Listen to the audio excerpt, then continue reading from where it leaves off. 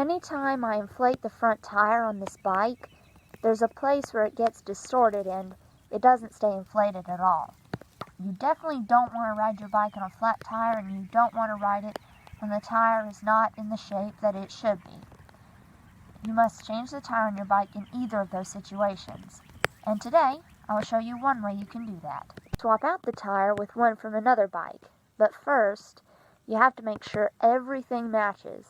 The tread needs to be the same, and it is. Good. Next, you have to check the numbers on the tire that indicate the size. The tire you use to replace the old one must be the same size as it.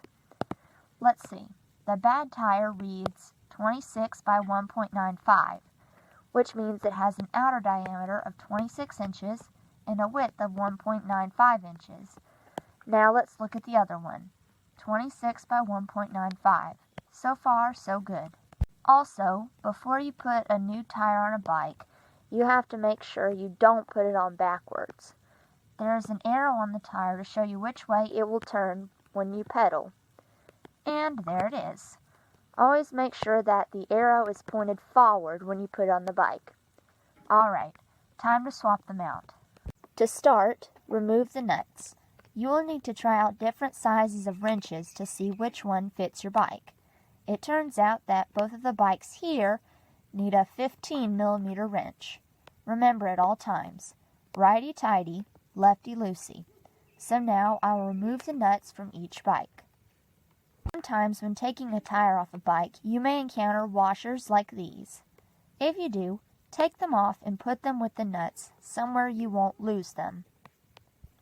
But if you try to pull the tire off now, you might find that you can't. What's stopping it? The brake pads. To remove the brake pads, you will need a hex key. Here is my hex key set. If you don't have one of these in your toolbox, you should get one. Again, you have to try out different sizes of hex keys to find out which one works. Both of mine need a 5mm hex key. When you loosen the brake pad, there will be a few washers. Make sure you don't lose them, and keep in mind where they were when they were holding the brake pad in place. To remove the tire, you'll only need to remove one brake pad though. Now when I put the replacement tire on the bike, notice I am putting it on with the arrow facing forward. Only put the tire in partway at first, like this. This way you can put the brake pad back in place. When you put the brake pad back, make sure it is in line with the other brake pad, like this. Now push the tire in the rest of the way and tighten the nuts back in place. Make sure they're good and tight. Before you ride, make sure your tire is aired up. Find the maximum PSI. This one has a max of 50 PSI. And air up the tire through this valve until it reads that amount. Don't overinflate or underinflate. That's all for today. If you have any questions, let me know in the comments.